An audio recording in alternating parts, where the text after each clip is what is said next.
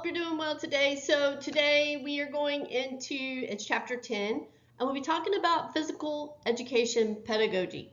So in this chapter, we'll explore what it means to teach physical education and the evolving nature of content and instruction and how standards, curriculum, and assessment are aligned to support student learning.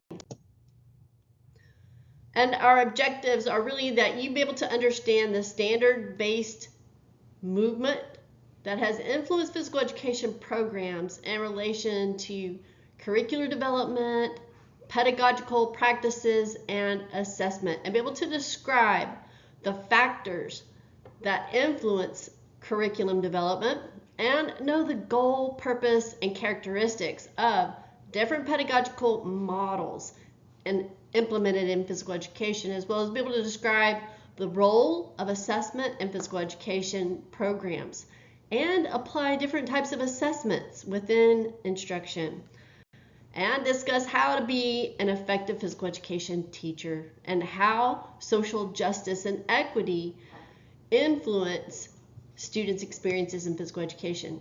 And by defining physical education pedagogy, it refers to the study of teaching and learning in physical activity settings. At the core is a focus on curriculum and instruction, which is how we teach and how students learn. Quality programs aim to develop physical competence, promote lifelong fitness, and instill a sense of responsibility and enjoyment in physical activity. In this chapter, we'll address key questions such as what are the goals of physical education and how do standards influence teaching? How can we design and deliver instruction that meets all learners' needs? And we'll also examine how educational policies like the Every Student Succeeds Act impacts physical education. Standards-based education plays a major role in shaping what students learn. In physical education, we rely on the Shape America national standards, which outline what students should know and be able to do. These standards ensure that instruction is purposeful and aligned with learning outcomes, not just activities for activity's sake. The goal of Every Student Succeeds Act is to provide more state and local control over student learning. This empowers schools to shape programs that meet the specific needs of their communities. At the same time, we aim to build greater support and recognition for the essential role that health and physical education play in every student's school experience.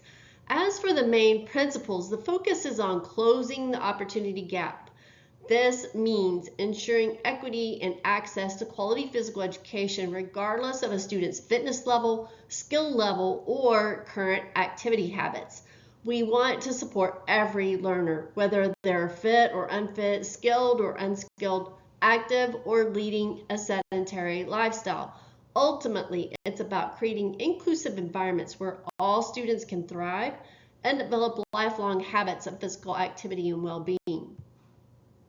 The Shape America standards and the accompanying grade level outcomes were released in 2014 and provide a clear framework for K-12 physical education. These guide what we teach and how we assess student progress. Tools like PE metrics help us evaluate whether students are meeting those standards or not. Curriculum development is a critical part of pedagogy. It is not just about selecting activities, it's a thoughtful process that aligns goals, content, and assessment. Good curriculum design ensures students gain the knowledge, skills, and values to be physically active for a lifetime. When planning instruction in physical education, it's essential to understand the relationship between unit plans and lesson plans. Let's start with the unit of instruction. A unit brings together all the goals, objectives, key content, instructional materials, and individual lessons. It provides a comprehensive roadmap that ensures what we teach is cohesive and purposeful. The unit plan allows us as educators to ensure that each lesson builds upon the last. It's about making connections between content, skills, and standards so that learning is progressive and meaningful. Now, zooming in a bit closer, we get to the lesson plan. This is the daily blueprint. It outlines the specific objectives, activities, key concepts, and assessments that will take place in a single class period. Think of the unit plan as the big picture and the lesson plan as one important piece of that puzzle. When both are aligned, students are more likely to achieve the learning outcomes we set and gain the skills and knowledge needed to live physically active, healthy lives. This diagram illustrates the cyclical nature of curriculum alignment. It reminds us that curriculum isn't static.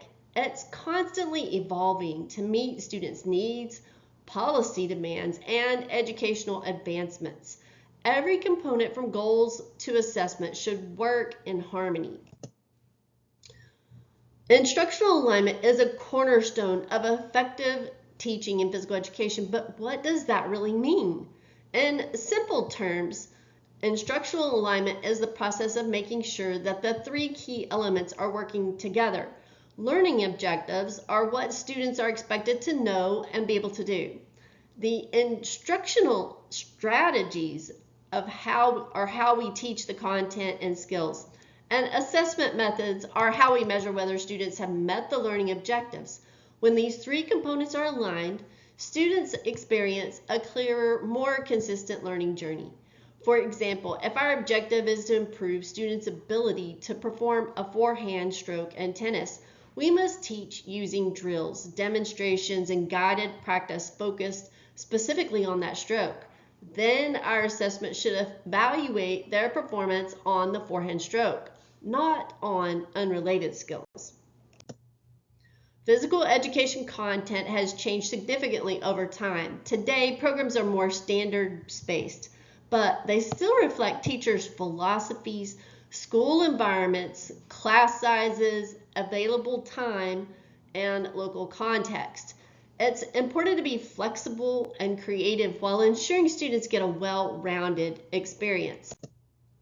So Chapter 10 explores the essential components of physical education pedagogy, emphasizing the interconnected roles of curriculum, instruction, and assessment in shaping effective physical education programs.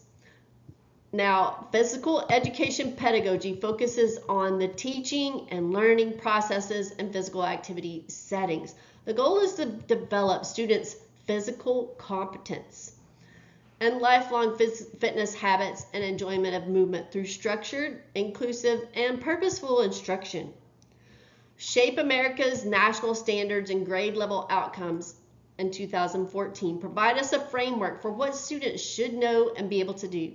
They ensure consistency, equity, and measurable progress in physical education.